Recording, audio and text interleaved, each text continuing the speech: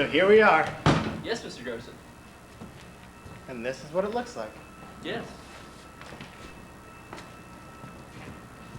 Second Empire furniture, I observe. Well, well. I dare say one gets used to it in time. Some do. Some don't. Are all the other rooms like this one? How could they be? We carried all sorts. Chinamen and Indians, for instance. What use would they have for a Second Empire chair? And what use do you suppose I have for one? Do you know who I was? Oh well. It's no great matter. And to tell the truth, I have quite a habit of living among furniture that I didn't relish. And in false positions. I'd come to even like it. False position in a Louis Philippe dining room. You know the style. Well, it had its points. Bogus and bogus, so to speak. And you'll find that living in a Second Empire drawing room has its points. Really? Yes, yes, I dare say. Still, I certainly didn't expect this. You know what they tell us down there. What about? About this residence. Really, sir, how can you believe such cock and bull stories told by people who never set foot here? For of course, if they had. Quite so.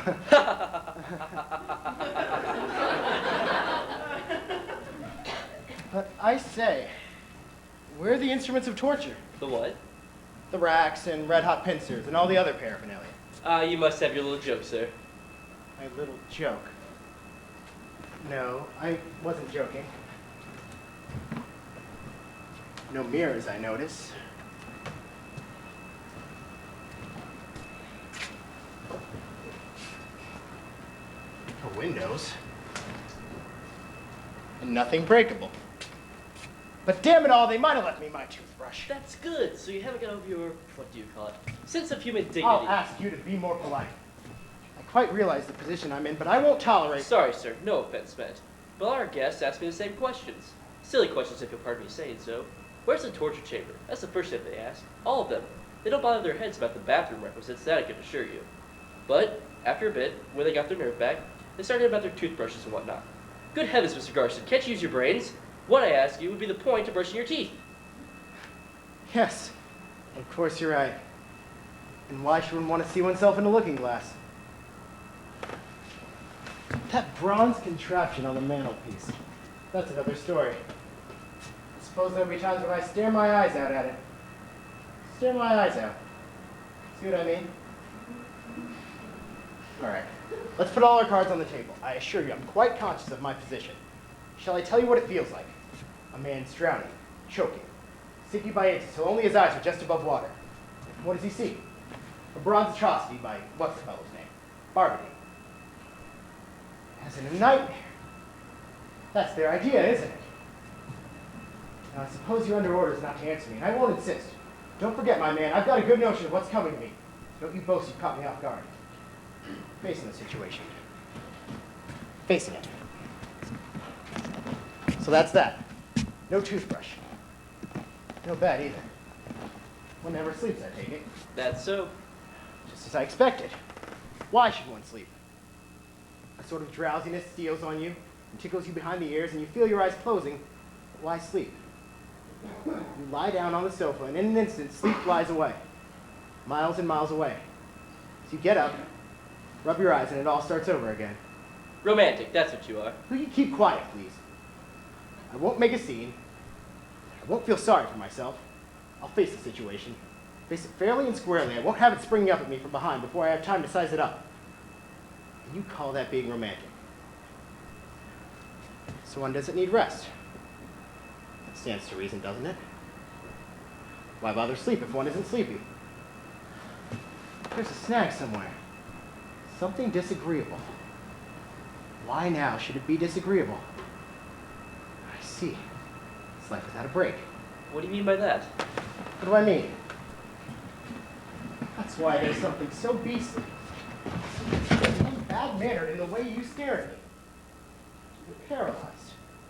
What are you talking about? Your eyelids. You move ours up and down. Blinking, we call it. Like a small black shutter that clicks down and makes a break. Everything goes black, one's eyes are moistened. You can't imagine how refreshing it is. 4,000 little rests per hour, 4,000 little respites, just think. So that's the idea. I'm to live without eyelids. Don't act a fool. You know what I mean. No eyelids. No sleep. It follows, doesn't it? I shall never sleep again. But how then shall I endure my own company? You see, I'm fond of teasing. I'm used to teasing myself. Plaguing myself, if you prefer. I don't tease nicely. But I can't go on doing that without a break. Down there, I had my nights. I slept. I always had good nights. By way of compensation, I suppose. And happy little dreams. There was a green field. Just an ordinary field. I used to stroll in it. Is it daytime now? Can't you see? The lights are on. Ah, yes, it's your daytime. And outside? Outside, Damn it, you know what I mean. Beyond that wall. there's a passage. And at the end of the passage. There's more rooms, more passages, and stairs. And what lies beyond that? That's all. But surely you have a day off sometimes. Where do you go? To my uncle's place. He's the head valet here. He has a room on the 3rd floor. Should have guessed as much. Where's the light switch? There isn't any. What? Can't one turn off the light? Well, the management can cut the current if they want to, but I can't remember them having done so on this floor. We have all the electricity we want. So one has to live with one's eyes open all the time. To live, did you say? Don't let's quibble over words. With one's eyes open, forever. Always broad daylight. In my eyes and in my head. Well, I really must be going now, sir. What? You're going? That's a bell, isn't it? And if I ring, you're bound to come. Well, yes, that's so, in a way. But I wouldn't be too certain about that, Bell. There's something wrong with the wiring, and it doesn't always work. It's working all right. So it is. But I shouldn't count on too much if I were you. It's capricious. Well, I really must go now, sir. Yes, sir? No, never mind. What's this? Can't you see? An ordinary paper knife. Are there books here? No. Then what's the use of this? Very well, you can go.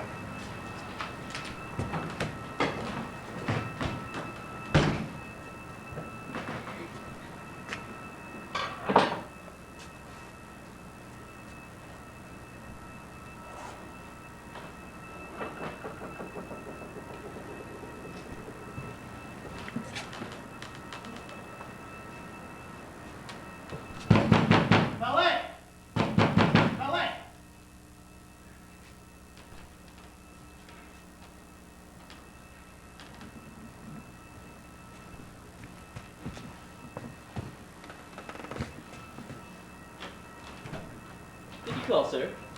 Yeah. No. This is your room, ma'am. If there's anything you require, most of our guests have quite a lot to ask me, but I won't insist.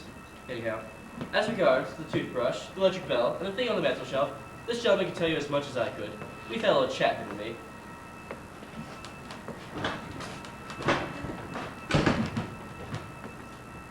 Where's Florence? Didn't you hear? I asked you about Florence. Where is she? I haven't an idea.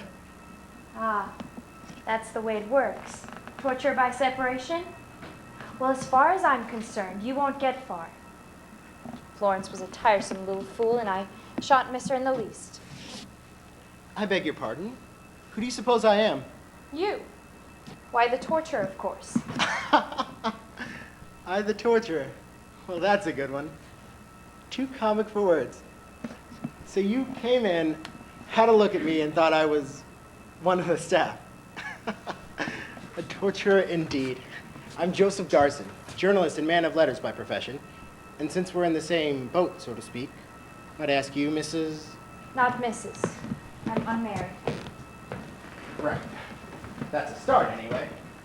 Well, now that we've broken the ice, do you really think I look like a torturer? And how does one recognize a torturer when one sees one? Evidently you've ideas on the subject. They look frightened. Frightened. But how ridiculous. Of whom should they be frightened? Of their victims? Laugh away. But I know what I'm talking about. I've often watched my face in the glass. In the glass. How beastly of them, they've removed anything resembling a glass. I can assure you anyhow that I'm not afraid. Not that I take my position lightly. I realize its gravity all too well, but I'm not afraid. That's your affair.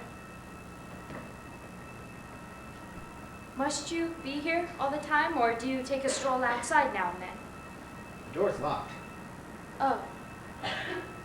That's too bad. I can quite understand that it bores you having me here. I too, well, quite frankly, I'd rather be alone. I want to think things out, you know, set my life in order.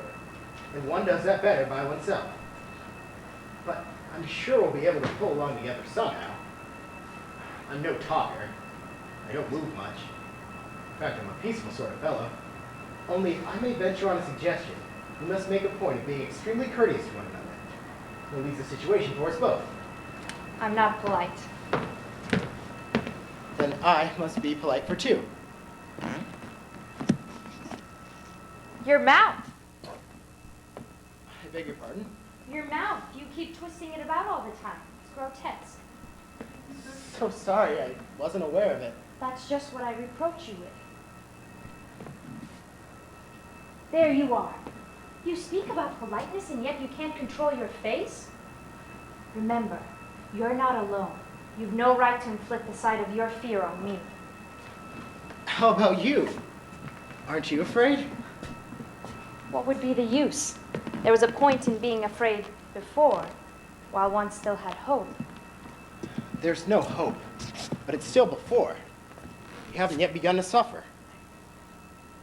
Well, what's going to happen now? I don't know. I'm waiting.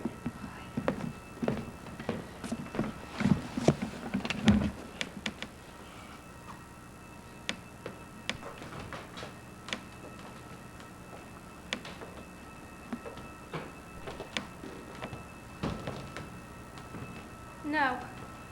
Don't look up. I know what you're hiding with your hands.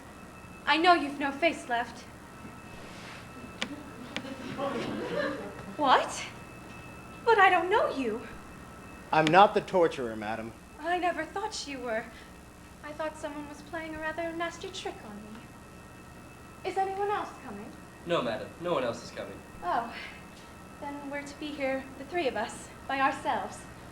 This gentleman, this lady, and myself. There's nothing to laugh about. It's those sofas. They're hideous. And look how they've been arranged. They remind me of New Year's Day when I used to visit that horrible old aunt of mine, Aunt Mary. Her house was full of horrors like that. You can't expect me to sit on that one. It'd be too horrible for words. I'm in blue and it's vivid green. Would you prefer mine? That claret-colored one, you mean? That's very sweet of you, but no, I don't think it'd be much better. What's the good of worrying anyhow? We've got to take what comes to us, and I'll stick to the green one. Did you hear, Mr. Garson? Oh, the sofa you mean. Please, take it, madam. Thanks. Well, as we're to live together, I suppose we should introduce ourselves. My name's Regal, Estelle Regal. And I am Inez Serrano. Very pleased to meet you. Joseph Garson. Do you require me any longer? No, you can go. I'll call you when I want you.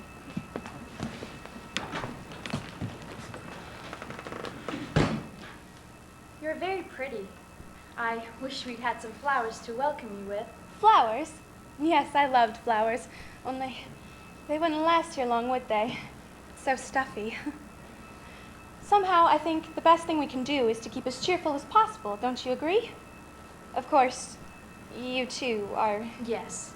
Last week. What about you? I'm quite recent. Yesterday. As a matter of fact, the ceremony's not quite over. The wind's blowing my sister's veil all over the place. She's trying her best to cry. Come, dear. Make another effort. That's better. 2 tears. 2 little tears are twinkling under the black veil. Oh, and what a sight Olga looks this morning. She's holding my sister's arm, helping her along. She isn't crying, and I don't blame her. Tears always messes one's face up, don't they? Olga was my bosom friend, you know. Did you suffer much? No, I was half conscious mostly. What was it? Pneumonia. They're leaving the cemetery. Goodbye. Goodbye. Quite a crowd they are. My husband stayed at home, prostrated with grief, the poor man. How about you?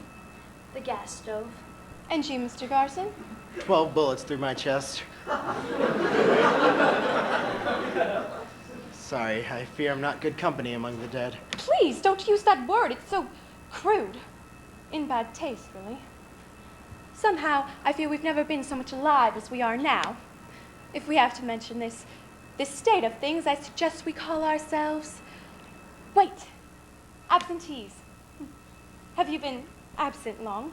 About a month. Where did you come from? From Rio. I'm from Paris. Have you anyone left down there? Yes, my wife. She's waiting at the entrance of the barracks. She comes there every day. They won't let her in. Now she's trying to peep between the bars. She doesn't know yet I'm absent, but she suspects it. She's wearing her black dress. So much the better. She won't have to change. She isn't crying, but she never did cry much anyhow. It's a bright, sunny day. She's like a black shadow creeping down the empty street. Those big, tragic eyes of hers. And the martyred look that they always had. Oh, how she got on my nerves. Estelle. Please, Mr. Garson. What is it? You're sitting on my sofa. I beg your pardon. You looked so far away. Sorry I disturbed you. I was setting my life in order. You may laugh, but you do better to follow my example. No need. My life's in perfect order. It tidied itself up nicely of its own accord, so I didn't bother about it now. Can you imagine it's so easy as that? Phew. How hot it is here. Do you mind if I... How dare you? No. Please don't. I loathe men in their shirt sleeves. All right. Of course, I used to spend my nights in the newspaper office, and it was a regular black hole, so we never kept our coats on. Stifling hot it could be. Stifling that it is. It's night now. That's so. Olga's undressing. It must be after midnight. Oh, how quickly the time passes on Earth. Yes, after midnight. They've sealed up my room. It's pitch dark and empty. They've strung their coats on the backs of their chairs and rolled up their shirt sleeves past the elbow. The air stinks of men and cigar smoke. I used to like living among men in their shirt sleeves. Well, in that case, our tastes differ. That's all it proves. Tell me, do you like living men mung in their shirt sleeves? Oh, I don't care much for men anyway.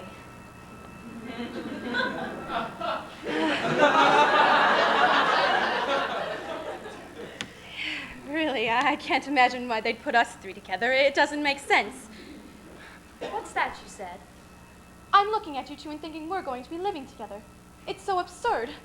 I expected to meet old friends or relatives. Yes, a charming old friend with a hole in the middle of his face. Yes, him too. He danced the tango so divinely, like a professional. But why? Why should we, of all people, be put together? A pure fluke, I should say. What's the matter? You amuse me with your flukes, as if they left anything to chance. But I guess you've got to reassure yourself somehow. I wonder now. Do you think we may have met each other sometime in our lives? Never. I shouldn't have forgotten you. Or maybe we have friends in common. Do you know the Dubois-Simoirs? Not likely. But everyone went to their parties. What's their job? Oh, they don't do anything. But they have a lovely house in the country and hosts of people visit them. I didn't. I was a post office clerk. Yes, in that case. What about you, Mr. Garson? We never met. I always lived in Rio. Then you must be right. It's mere chance that we've been brought together. Mere chance. Then it's by chance this room is furnished as we see it. It's an accident that the sofa on the right is a vivid green, and this one on the left's wine red. How about that statue on the mantelpiece? Do you think it was placed there on accident? And how about the heat here? What about that? No. I tell you, they thought it all out. Down to the last detail. Nothing was left to chance. But really, everything here is so hideous, all in angles, and so uncomfortable. I always loathed angles. Do you suppose I lived in a Second Empire drawing room? So it was all fixed up beforehand? Yes. And they put us together deliberately. Then it's not mere chance that you are sitting precisely opposite of me. But what can be the idea behind it? Ask me another. I only know they're waiting. I could never bear the idea of anyone's expecting something from me. It always made me want to do just the opposite. Well, do it. Do it if you can. You don't even know what they expect. It's outrageous. So something's coming to me from you two. Something nasty, I suppose. There are some faces that tell me everything at once. Yours don't convey anything. Look here, why are we together? You've given us quite enough hints, you might as well come out with it. But I know nothing. Absolutely nothing. I'm as much in the dark as you are. You've got to know. If only we were willing to tell... Tell what? Estelle, Yes? why are you here? I mean, what have you done? That's just it. I haven't a notion. Not the foggiest. In fact, I'm wondering if there hasn't been some ghastly mistake. Don't smile. Just think of the number of people who become absentees every day. There must be thousands upon thousands, and they're probably sorted out by understrappers. You know who I mean. Stupid employees who don't know their job. So they're bound to make mistakes sometimes. Will you stop smiling? And you, why don't you speak? If they may have made a mistake in my case, they may for the same for you. And you two. Anyhow, isn't it better to think we've all gotten here by mistake? Is that all you have to tell us? What else should I tell? I've nothing to hide. I lost my parents when I was just a kid, and I had a younger brother to bring up.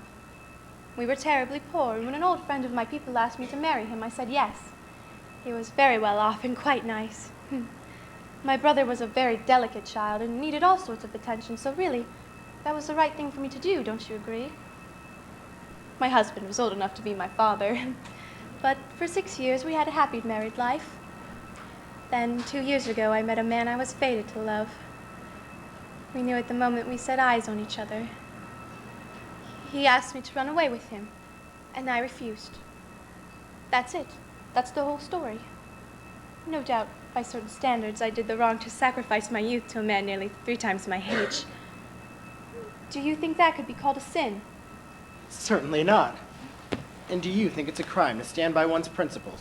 Of course not. No one could blame a man for that. Wait a bit.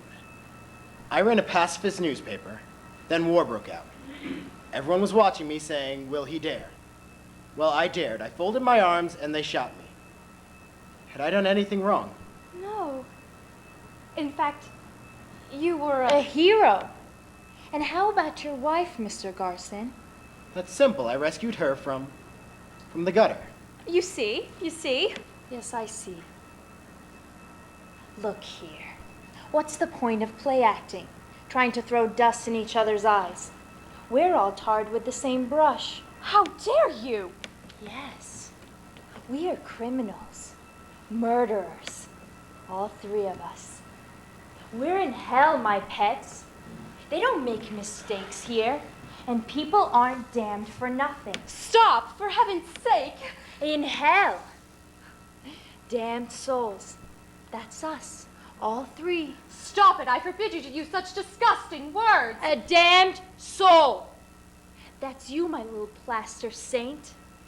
Ditto our friend there, the noble pacifist. We've had our hour of pleasure, haven't we? People have burned their lives out for our sake, and we chuckled over it. So now it's time we pay for the reckoning. Will you keep your mouth shut, damn it? Well, well. Ah. I understand now. I know why they've put us three together. I advise you to think twice before you say any more. Wait. You'll see how simple it is. Childlessly simple. Obviously, there aren't any physical torments. You agree, don't you? And yet we're in hell. No one's to come in here. It's just the three of us, together forever and ever. In short, there's someone absent here. The official torturer. I'd notice that. Yes.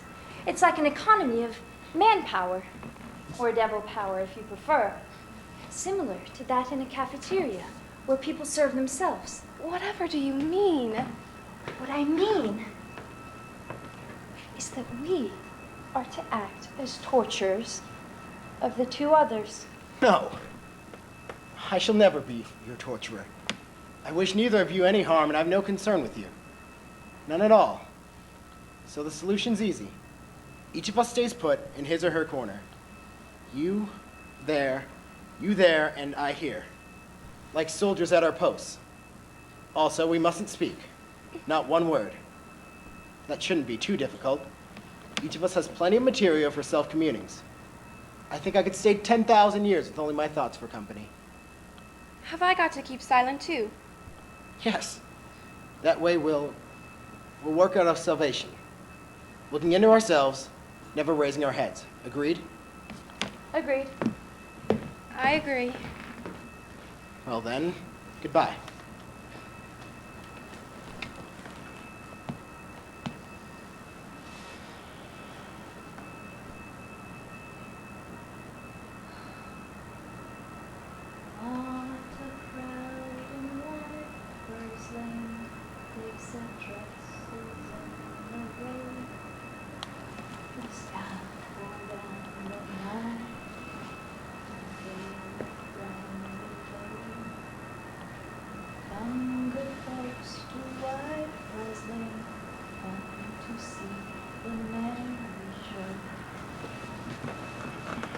Headsman rose at crack of dawn. He'd a long day's work at hand, chopping heads off generals, priests and peers and admirals,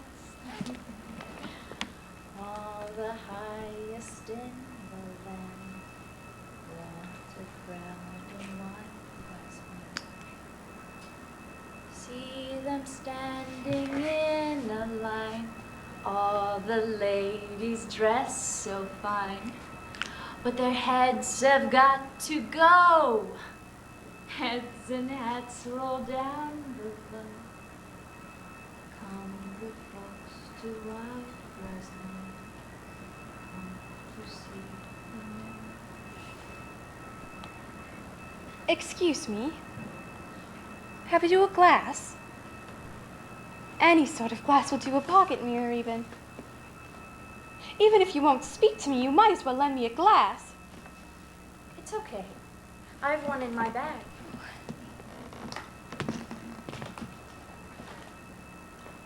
It's gone. They must have taken it from you at the entrance. How tiresome. What's the matter?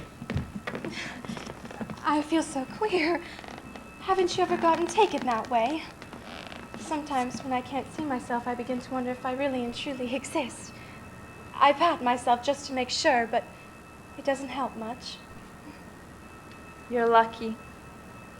I'm always conscious of myself in my mind. Painfully conscious. Oh, yes, in your mind. But the mind is so vague, isn't it? Makes one want to sleep. I've 6 big mirrors in my bedroom. There they are. I can see them.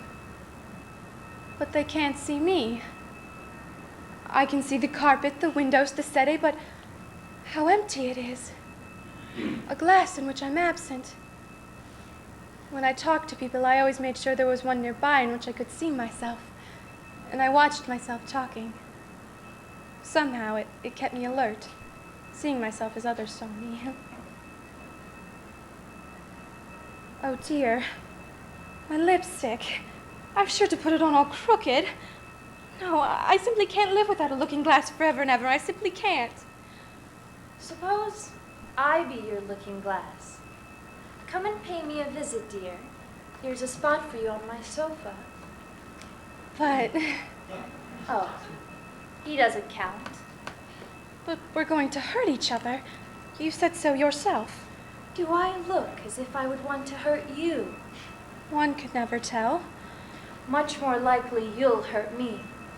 Still, if I'm to suffer, I might as well suffer at your hands, your pretty hands.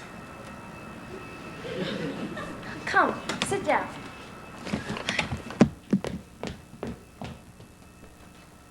Closer. Closer. Now look me in the eyes. Tell me what you see. Oh, I'm there. But I can't see myself properly. I'm so tiny. But I can. Every inch of you. Now, ask me a question. I'll be as candid as any looking glass. Surely, Mr. Garson, our chatter isn't boring you. As I said, he doesn't count. Now, we're alone. Ask away. Are my lips all right? Show. No. They're a bit smudgy. I thought as much. Luckily, no one's seen me. I'll try again.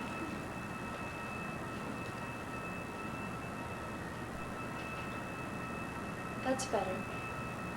No. Follow the line of your lip. Wait. I'll guide your hand. There. That's better. Is it as good as when I came in? Far better. Crueler. Why, your lips look quite diabolical that way. Good gracious, and you say you like it? How maddening it is, not being able to see for myself. You're quite sure, Mr. Ronald, that it looks all right? Won't you call me Inez? Are you sure it looks all right? You're lovely, Estelle. But how can I rely upon your taste? Is it the same as my taste? Oh, sickening all it is, enough to drive one crazy. But I have your taste, my dear, because I like you so much. Look at me. Straight. Now smile. See, I'm not so ugly either. Am I not nicer than your looking glass? I don't know. You scare me, rather. Of course, my reflection never did that. I knew it so well. Like something I had tamed.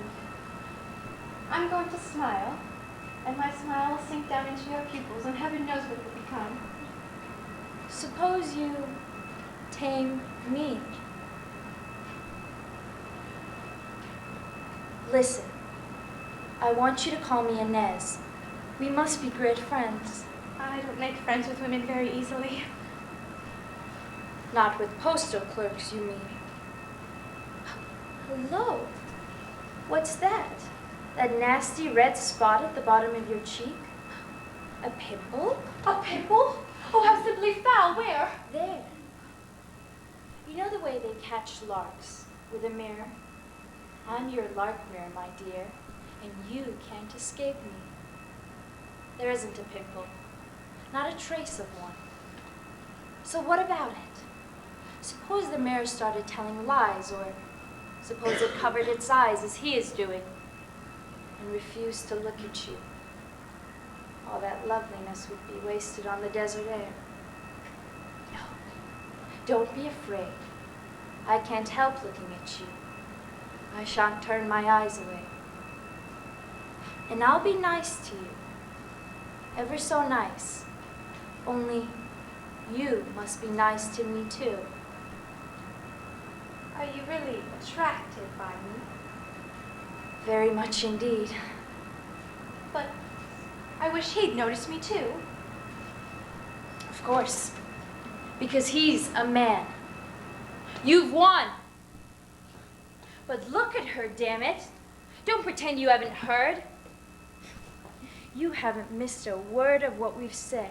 Quite so, not a word. I stuck my fingers in my ears, but your voice is thudded in my brain. Silly chatter. Now, will you two leave me in peace? I'm not interested in you. Not in me, perhaps. But how about this child?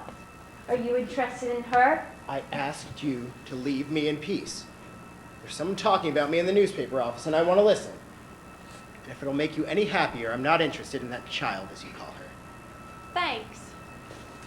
I didn't mean it rudely. You cad.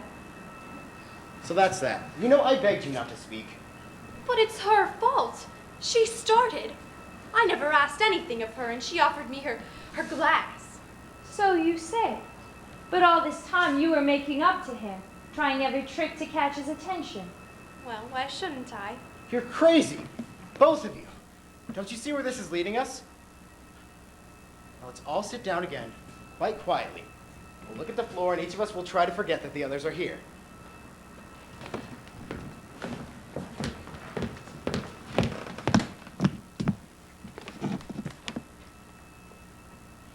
To forget about the others. How utterly absurd. I feel you there in every pore. Your silence clamors in my ears. You can nail up your mouth, cut your tongue out, but you can't prevent your being there. Can you stop your thoughts? I hear them ticking like a clock. Tick-tock, tick-tock. And I'm certain you hear mine. It's very well sulking on your sofa, but you're everywhere. And every sound comes to me soiled because you've intercepted it on its way. Why? You've even stolen my face. You know it, and I don't. And what about her, Estelle? You've stolen her from me too. Do you suppose if she and I were alone that she would treat me as she does? No. Take your hand from your face. I won't leave you in peace. That would suit their book too well. You'd go on sitting there in a sort of trance like a yogi. And even if I didn't see her, I'd know she was making every sound, even the rustle of her dress, for your benefit, throwing you smiles you didn't see. I won't stand for that. I prefer to choose my hell. I prefer to fight it out, face to face. Have it your own way. Suppose they knew what we were about and we're easy game. Had they left me in a room with men, men can keep their mouths shut. But it's no use wanting the impossible. That's why I attract you, little girl. Seems you were making eyes at me. Don't touch me. Why not? It might anyhow be natural. You know, I used to be mad about women, and some were fond of me. So we may as well stop posing. We've nothing to lose. Why trouble about politeness and decorum and the rest of it? We're between ourselves, and presently we shall be naked, as newborn babes. Oh, let me be. As newborn babes. I've warned you anyhow. I asked so little of you. Nothing but peace and a little silence. Gomez was spouting away as usual, standing in the middle of the press room, with all the men listening, in their shirt sleeves. Couldn't you have held your tongues? Now he's stopped talking, and what he thinks of me has gone back into his head. Yes, naked as we were born. We have to see it through somehow. I want to know who I have to deal with. You already know. There's nothing more to learn. You're wrong. So long as each of us hasn't made a clean breast of it, why they've damned him or her, we know nothing. Nothing that counts. So you, young lady, you shall begin. If you are frank, we can bring our specters out in the open. It may save us from disaster. So out with it. Why? I tell you, I haven't a notion. They wouldn't tell me why. Right, they wouldn't tell me either. But I have a pretty good idea. Perhaps you're shy of speaking first. I'll lead off. I'm not a very estimable person. No need to tell us that. We know you are a deserter. Let that be. It's only a side issue. I'm here because I treated my wife abominably. That's all. For 5 years. Naturally, she's suffering still. There. There she is. The moment I mention her, I see her. It's Gomez who interests me, and it's she I see. Where's Gomez got to? For 5 years. There. They've given her back my things. She's sitting by the window with my coat on her knees. The coat with the 12 bullet holes. The blood's like rust. Brown ring around each hole. It's quite a museum piece, that coat. Scarred with history. And I used to wear it, Fancy. Now won't you shed a tear, my love? Surely you'll squeeze one out. You can't manage. Night after night I came home blind drunk, stinking of wine and women. She waited up for me, of course. But she never cried, never uttered a word of reproach. Only her eyes spoke. Big, tragic eyes. It's snowing in the street. Won't you cry, confound you? That woman was a born martyr, a victim by vocation. Why did you hurt her like that? It was so easy. A word was enough to make her flinch, like a sensitive plant. But never, never a reproach. I'd watched and waited. I'm fond of teasing, but not a tear, not a protest. Now she's stroking the coat. Her eyes are closed. She's feeling with her fingers for the bullet holes. What are you after? What do you expect? I tell you, I regret nothing. Truth is, she admired me too much. Does that mean anything to you? No. Nobody admired me. So much the better. So much the better for you. I suppose all this strikes you as very vague. Well, here's something you can get your teeth into. I once brought a half-caste girl to stay in our house. My wife slept upstairs. She must have heard everything. She was an early riser, and as I and the girl stayed in bed late, she served us our morning coffee. You brute. Yes, a brute if you like, but a well-beloved brute. Nothing. Only Gomez, and he's not talking about me. Your turn. Well, I was what some people down there called a damned bitch.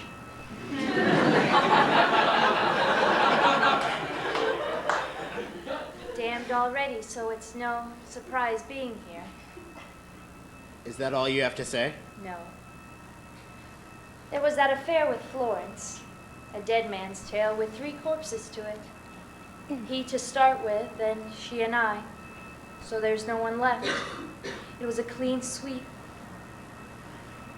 Only that room. I see it now and then, empty, with the doors locked. Oh, they've opened the doors. It's to let?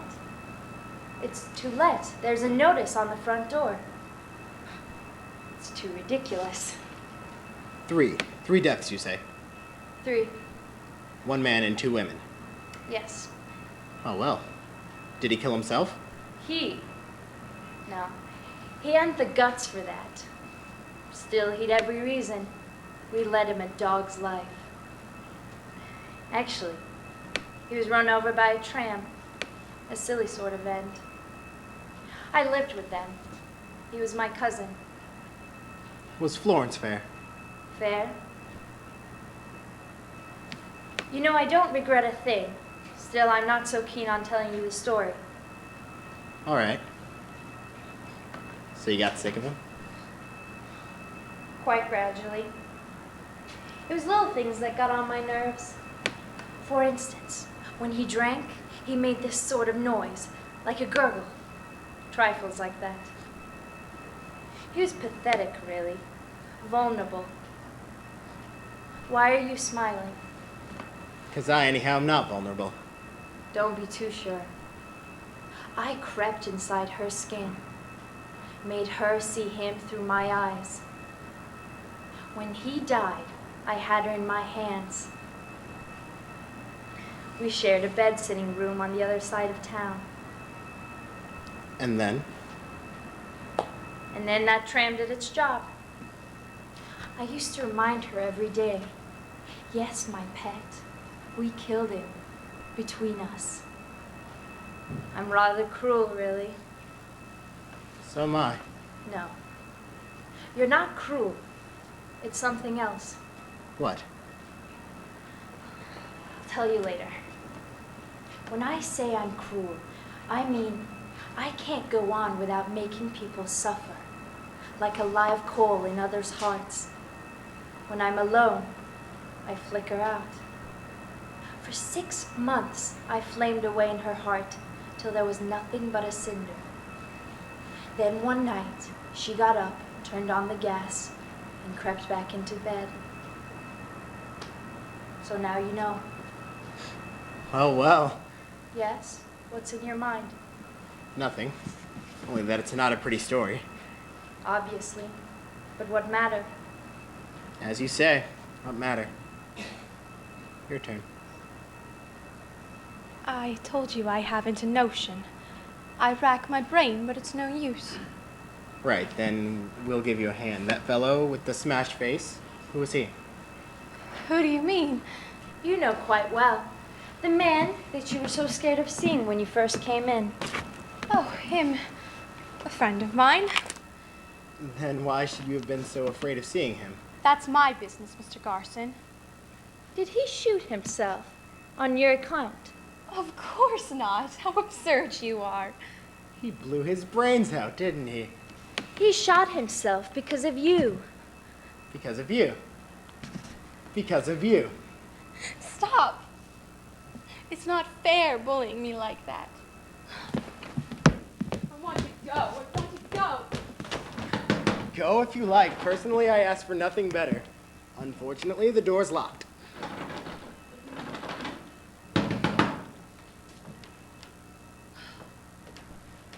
You're hateful, both of you. Hateful.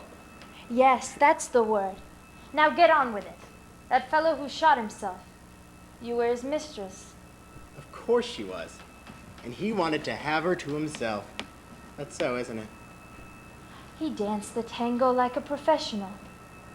But he was poor, as a church mouse. That's right, isn't it? Was he poor or not? Give a straight answer. Yes, he was poor. And then you had your reputation to keep up. One day he came and implored you to run away with him. That's And right. you laughed in his face. That's right. You laughed at him, and so he shot himself.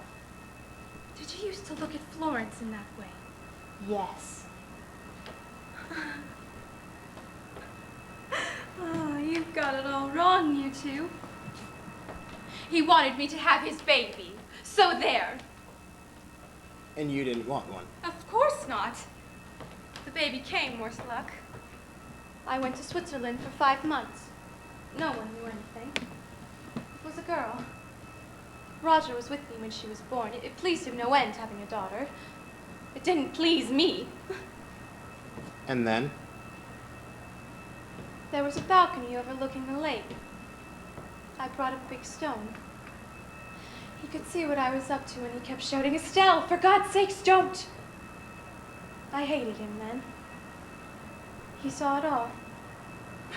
He was overlooking the balcony, and he saw the ring spreading out on the water. Yes. And then? I went back to Paris, and he did as he wished. You mean he blew his brains out? It was absurd of him, really.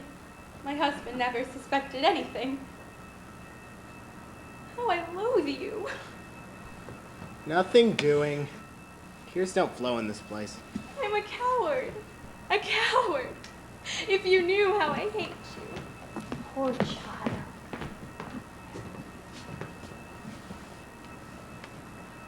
No need to look like a hanging judge.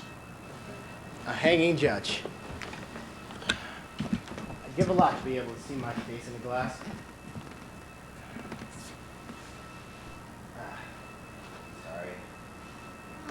Don't bother. You can stay in your shirt sleeves as things are. Just so. You mustn't be angry with me, Estelle. I'm not angry with you. And what about me? Are you angry with me? Yes. Well, Garson, you have us in the nude, all right? Do you understand things any better? Yes. Perhaps a trifle better. And now, suppose we start trying to help each other. I don't need help. Inez, they've laid their snare damned cunningly, like a cobweb. If you make any movement, if you raise your hand to fan yourself, Estelle and I feel a little tug. Alone, none of us can save ourselves. We're tied together, inextricably. So you can take your choice. Hello? What's happening? They've let it. The windows are wide open. A man is sitting on my bed. My bed, if you please. Let it. Step in, make yourself at home, you brute. There's a woman, too. She's going up to him, putting her hands on his shoulders. No. That's my room. Damn it, why don't they turn the lights on? It's getting dark. Now he's going to kiss her. But that's my room. My room. Is he going to make love to her on my bed? What's that she said? That it's noon and the sun is shining? I must be going blind. I can't see anything, but I hear them whispering, whispering. Blacked out. I can't see or hear a thing. So it seems I'm done with the earth. No more alibis for me.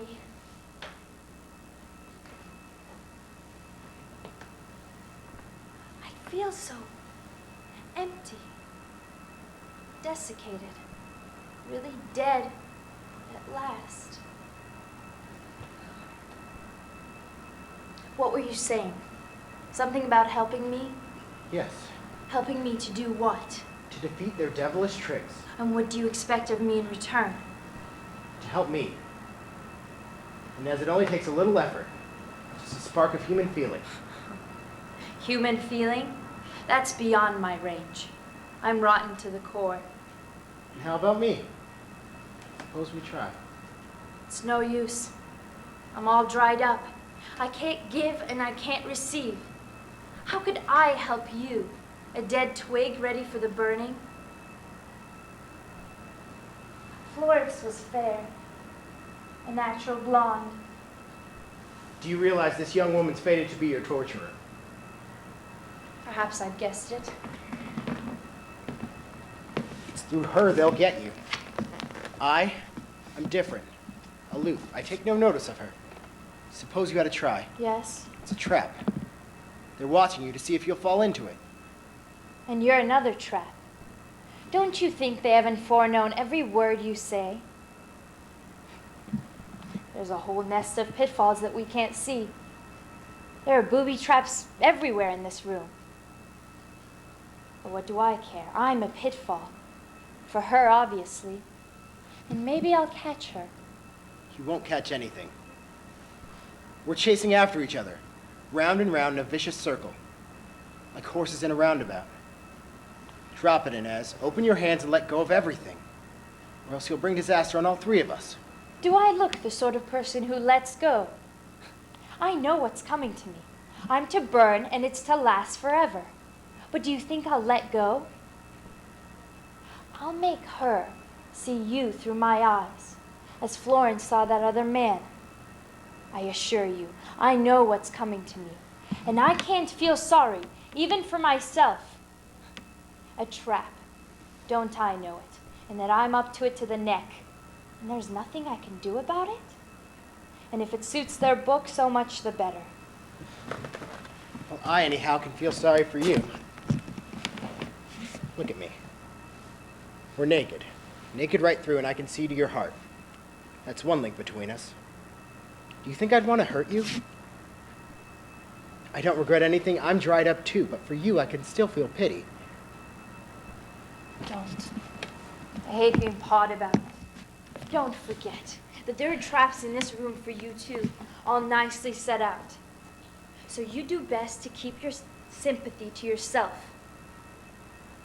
But if you leave us alone, this child and me, I'll see I don't do you any harm. Very well. Please, Garson, What do you want of me? you can help me anyhow. If you want help, apply to her. I implore you, Garson. You gave me your promise, didn't you? Help me quick. I don't want to be left alone. Olga's taken him to the cabaret. Taken whom? Peter. Oh, now they're dancing together. Who's Peter? Such a silly boy. He called me his glancing stream, just fancy. He was terribly in love with me. She's persuaded him to come out with her tonight. Did you love him? They're sitting down now. She's puffing like a grampus. But I dare say she does it to reduce. No, I didn't love him. He was only 18, and I'm not a baby snatcher. Then why bother? What difference can it make? He belonged to me. Nothing on earth belongs to you. He was all mine, I tell you, all mine. Yes, he was yours once. But now, try to touch him. Try to make him hear. Olga can touch him, talk to him as much as she likes. That's so, isn't it? She can squeeze his thigh, rub herself against him. Yes! Look! She's pressing her great fat chest against him, puffing and blowing in his face. My poor lamb. Can't you see how ridiculous she is? Why don't you laugh at her? There was once a time I'd only have to glance at them and she'd slunk away. Is there really nothing left of me? Nothing whatever. Everything you own is here in this room. Would you like that paper knife? Or that statue on the mantelpiece? That blue couch is yours. And I, my dear, am yours forever. You, mine. That's good. Well, which of the two of you'd like to call me? His glancing stream, his crystal girl? You both know me too well. You know I'm rotten through and through. Peter, dear, think of me. Fix your thoughts on me and save me. All the time you're thinking my glancing stream, my crystal. I'm only half here. I'm only half wicked, and half of me is up there with you, bright and crystal clear as running water. Just look at her face, all scarlet like a tomato. No, it's absurd. We used to laugh at her together, you and I, often and often. What's that tune? I always loved it. Yes, the St. Louis Blues. All right, dance away, dance away. Garson, I wish you could see her. You'd die laughing. Only, she'll never know I see her. Yes, I see you, Olga. With your hair all anyhow. You do look a dope, my dear. Oh, now you're treading on his toes. It's a scream. Hurry up, quicker, quicker. He's dragging her around, funneling her round and round. It's too ghastly. He always said I was so light. He loved to dance with me.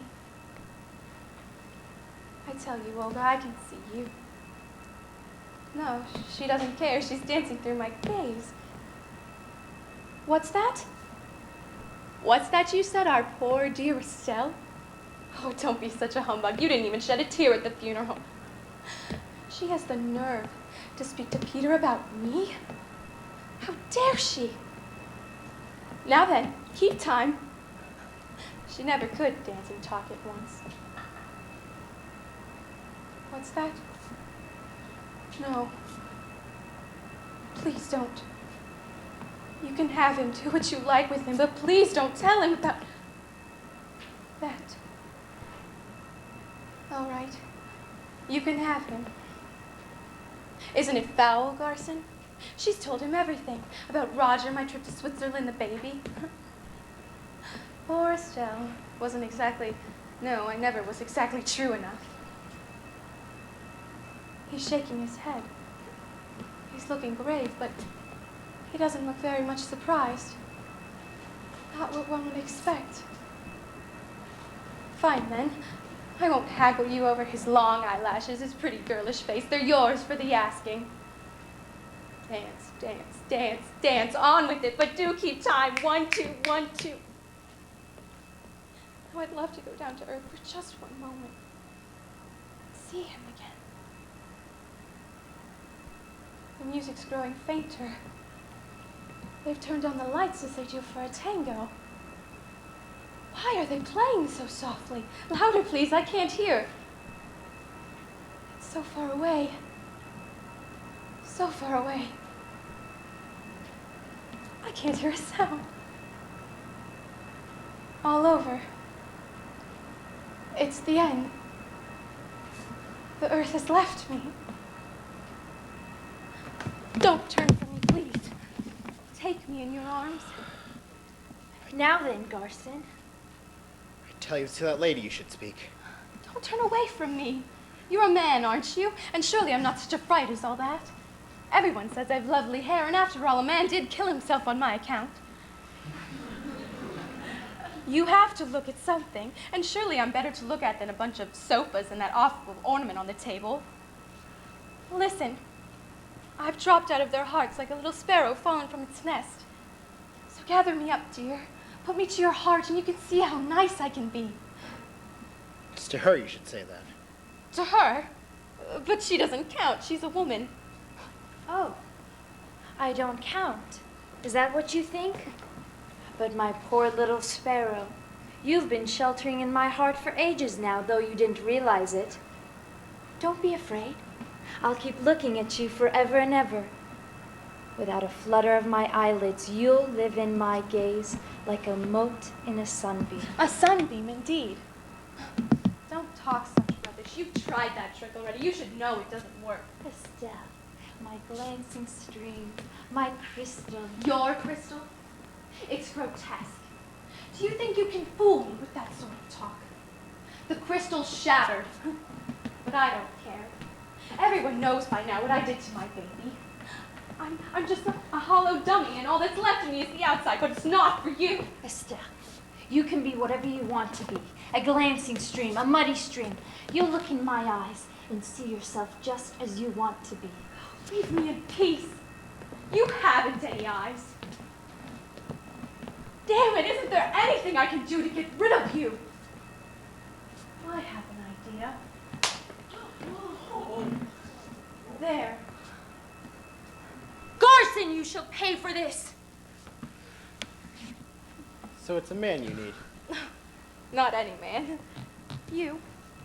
Humbug now. Any man would do your business. As I happen to be here, you want me. Mind, I'm not your sort at all. I'm not some young nincompoop, and I don't dance the tango. Well, I'll take you as you are, and perhaps I shall change you. I doubt it. I shan't pay much attention. I have other things to think about. What things? They wouldn't interest you. Oh. Well, then I'll sit on your throne and wait for you to take some notice of me. I promise not to bother you at all. Just hark to him. Oh, you groveling cringe. And he hasn't even good looks to commend him. Don't listen to her. She hasn't any eyes, any ears. She's nothing. I'll give you what I can. But it won't amount to much. And I shan't love you. I know you too well. Do you want me anyhow? Yes. Then I ask no more. In that case. Estelle! Garson! Are you going crazy? You're not alone. I'm here too. my eyes. You couldn't do it. Oh, why not? I often undressed with the maid looking on. Let her alone. Don't paw her with your dirty man hands. Take care. I'm no gentleman, and I've no compunction about striking a woman. But you promised me. You promised. I'm only asking you to keep your word. Why should I, considering you were the first to break our agreement? Fine. Go to her. I don't care. But don't forget, I'm here, and I'll be watching. I shan't turn my eyes away. So go ahead. Make love and get it over with. We're in hell. My turn will come. Now then, your lips. Give me your lips. Really? Didn't I tell you not to pay any attention to her? You've got it wrong. It's Gomez. He's back in the press room. They've shut the windows. Must be winter down there. 6 months since I warned you I'd be absent-minded sometimes, didn't I? They're shivering. They kept their coats on. Funny they should feel the cold when I'm feeling so hot. Ah, this time he's talking about me.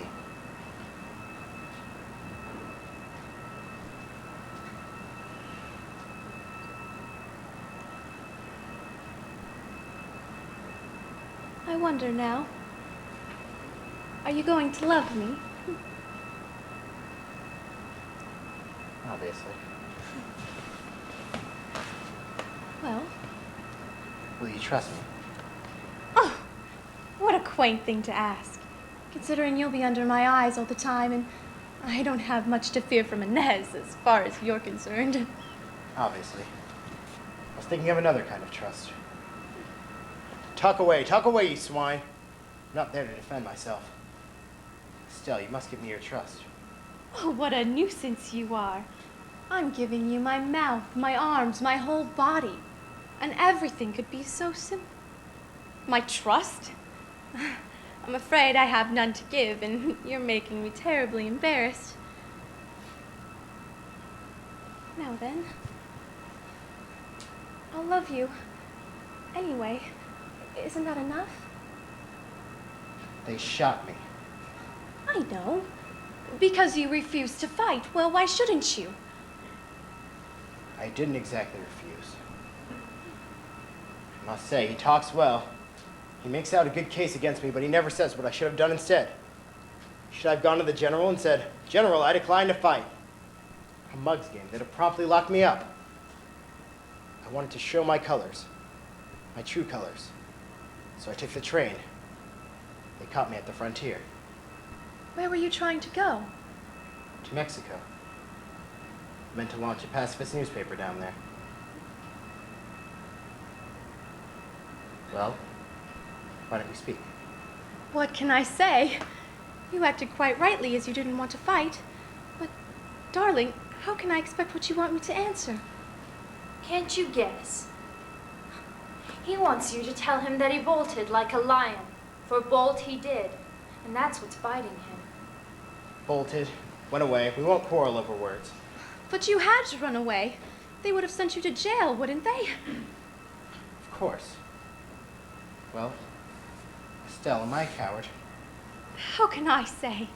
Don't be so unreasonable, darling. I can't put myself in your skin. You must decide that for yourself. Certainly. So I have reasons for acting as I did.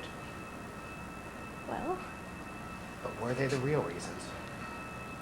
you've a twisted mind, that's your trouble, plaguing yourself over such trifles. I thought it all out and I wanted to make a stand. But was that my real motive? Exactly. That's the question. Was that your real motive? No doubt you argued it out with yourself, weighing the pros and cons, and finding good reason for what you did.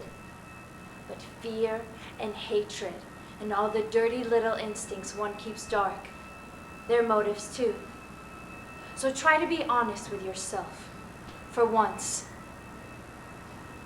To Do I need you to tell me that? Day and night, I paced myself from the door to the window to the door. By the end of it, I felt like I had given my whole life to introspection. But I always harked back to the one thing, that I had acted as I did. I had taken the train to the frontier. But why? Why? Finally, I thought my death will settle it. If I can face death courageously, I'll prove I'm no coward. And how did you face death? Miserably. Rottenly. Oh, it was only a physical lapse. I'm not ashamed of it. It could have happened to anyone. Come here, Estelle.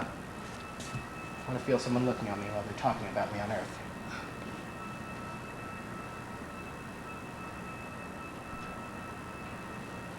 Talk away, you swine. I'm not there to defend myself.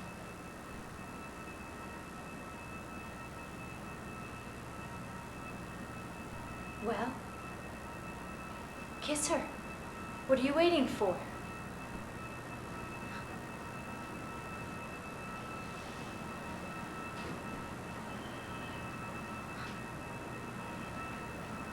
Will night never come? Never. And you will always see me. Always. How can you be such a simpleton, Garson? Am I a coward, Estelle? As if she cared a damn either way. If you knew how little I care, coward or hero, it's all the same. Provided he kisses well. There they are. Slept in their chairs. Bored they look. Half asleep. They're thinking Garson's a coward.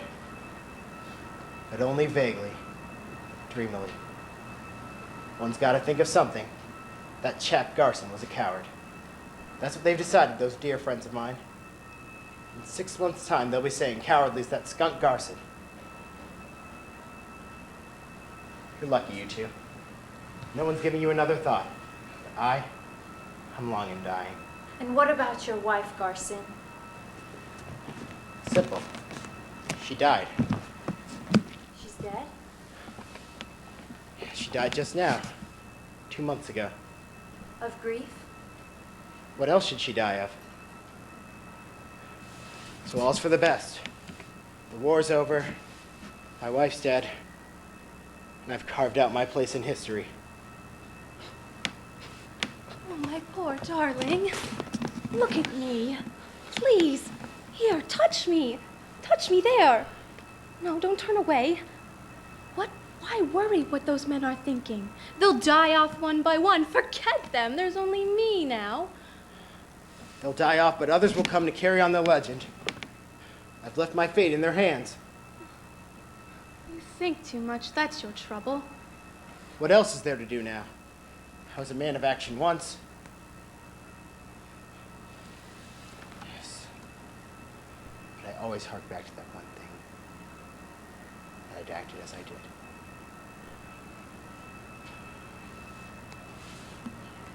Garson. Still there? Now listen. I want you to do me a service. No, don't shrink away. I know it might be strange to you. Someone asking for help, you're not used to that. But if you'll only make the effort, if you only will it hard enough, I dare say we can really love each other. Think of it this way. 1,000 of them are proclaiming I'm a coward. But what do numbers matter? If there's one person that can say quite positively that I did not run away, that I'm not the sort who runs away, that I'm brave and decent, and the rest of it, and that one person's faith will save me. Estelle, will you have that faith in me? Oh, my dear silly man. Do you think I could love a coward? But you just now said... I was only teasing you. I like men, my dear, who are real men with tough skin and strong hands. You haven't a coward's chin or a coward's mouth, or a coward's voice or a coward's hair. And it's for your chin, your mouth, your hair that I love you. Do you mean this? Really mean it? Shall I swear it? Then I snap my fingers at all of them. Those below and those in here. Estelle, we shall climb out of hell. What? Again, such a simpleton. She's lying. She doesn't care. She'd assure you you were God Almighty if she knew it would give you pleasure. Estelle, how dare you? Don't listen to her, darling. If you want me to have faith in you, you must begin by trusting me. That's right. Trust her. Trust the way. She wants a man that far you can trust. A man's arm around her waist, a man's smell, a man's eyes glowing with desire. And that's all she wants. Estelle, is this true? Answer me, is this true? How can I say? Do you know how maddening it is trying to answer questions one can't make head or tail of? You do make things difficult. Anyhow, I'd love you the same, even if you were a coward. Isn't that enough? You disgust me, both of you. What are you up to? I'm going. You won't get far. The door is locked. I'll make them open it. Please, please. Don't worry, my pet. The bell doesn't work. I tell you, it shall open.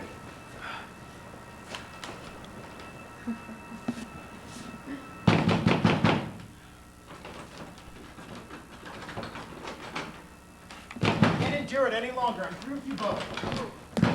Please, please. Go away. You're even fouler than she. I won't let myself get bogged down in your eyes. I beg you, please don't leave. I promise not to bother you at all. Just don't leave. I don't want to be left here with Inez, now that she's shown her claws. Look after yourself. I never asked you to come here. Oh, how mean you are. Yes, it's quite true you're a coward. Well, my little sparrow, fallen from the nest. I hope you're satisfied now. You slapped me, playing up to him, of course, and we had a tiff on his account. But now he's leaving, and a good riddance it will be. We two women will be all alone. You won't gain anything. If that door opens, I'm going too. Where? I don't care where. As far from you as I can. Open the door! Open it, blast you! I'll endure anything!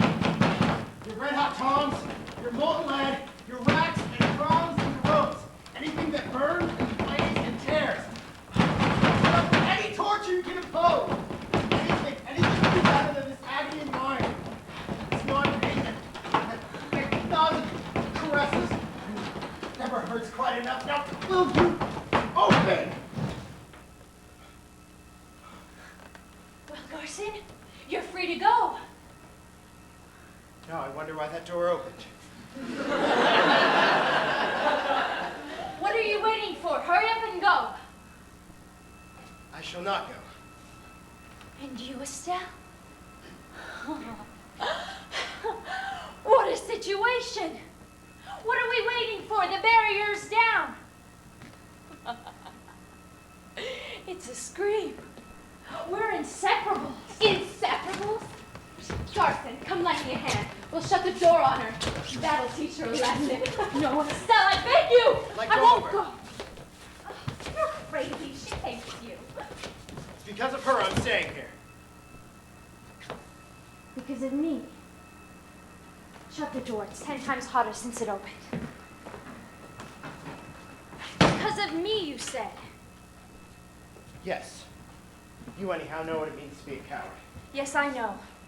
And you know what wickedness is. And shame. And fear. There were days when you looked inside yourself. In the secret places of your heart, and what you saw there made you fake with scorn. Yes. You know what evil costs. When you say I'm a coward, you know from experience what that is. Is that so? Yes. Well, then it's you who I have to convince. Did you suppose I meant to go? No. I couldn't leave you here gloating over my defeat with all those thoughts about me running in your head. Do you really wish to convince me? That's the one and only thing I hope for now. They've stopped talking about me. Probably means they're through with me. For good and all.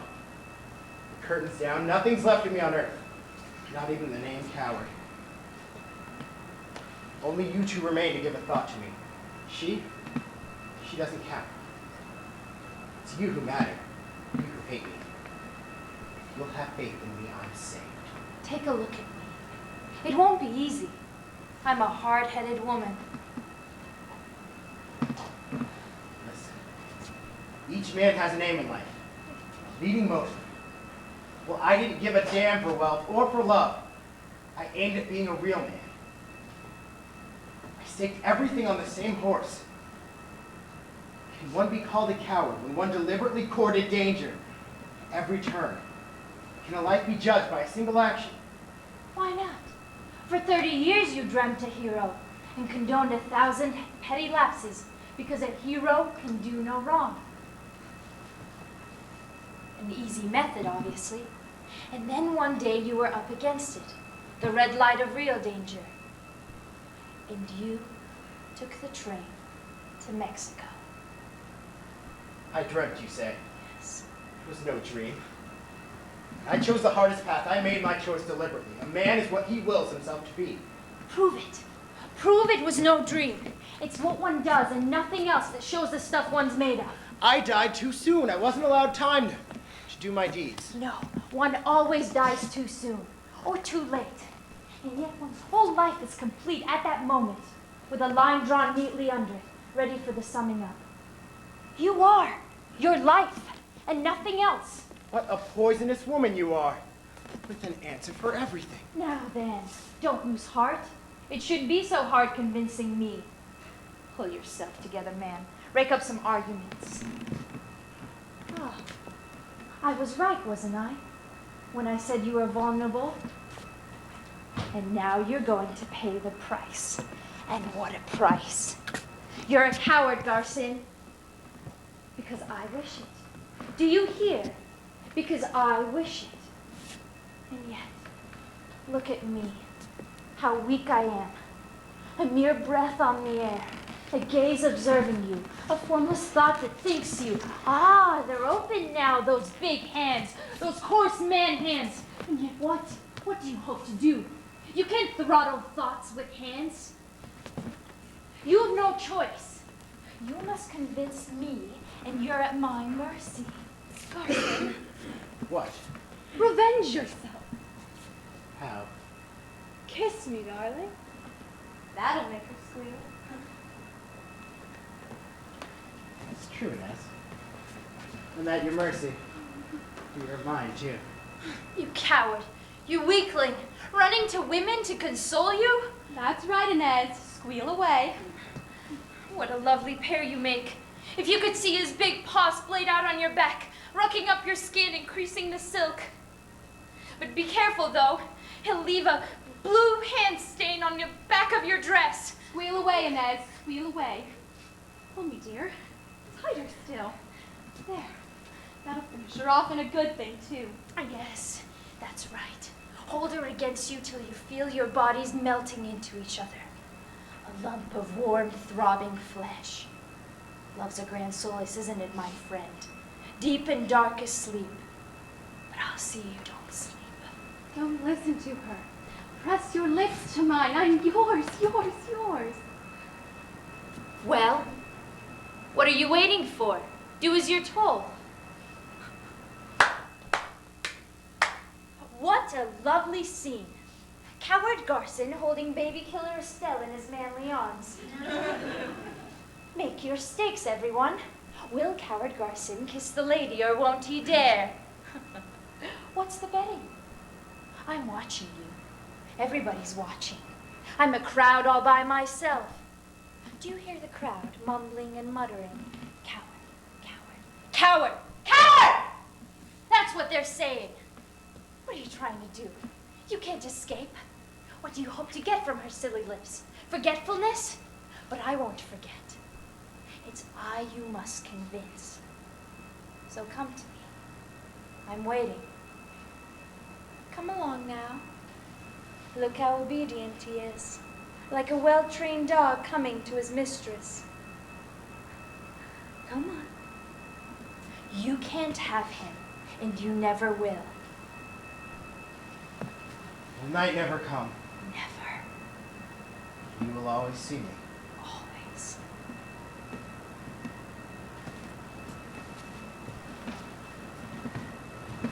this bronze. Yes, now's the moment. I'm stroking this thing on the mantelpiece and realize now that I'm in hell. I tell you, they thought it all out beforehand. They knew I'd stand at this fireplace stroking this thing of bronze with all those eyes intent on me, devouring me. What? There's only 2 of you? I thought there were more. Many more. So this is hell. I never have believed it. You remember all we were told about the torture chambers and fire and brimstone and burning marl? Old wives' tales. There's no need for red-hot pokers. Hell is other people. Oh, my darling, please. No, let me be. I cannot love you when she's watching. Right. In that case, I'll stop her watching. But you silly creature! What do you think you're doing? You know already I'm dead. Dead? Dead! Dead! Dead! Knives, poison, rope. It's all useless. It has happened already. Don't you understand? Once and for all. So here we are. Forever.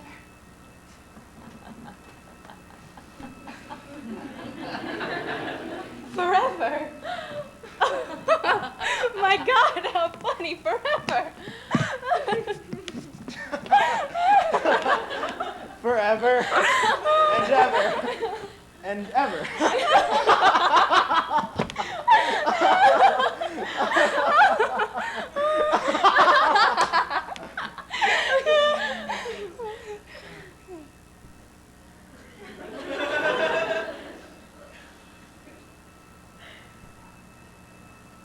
Well, let's get on with it.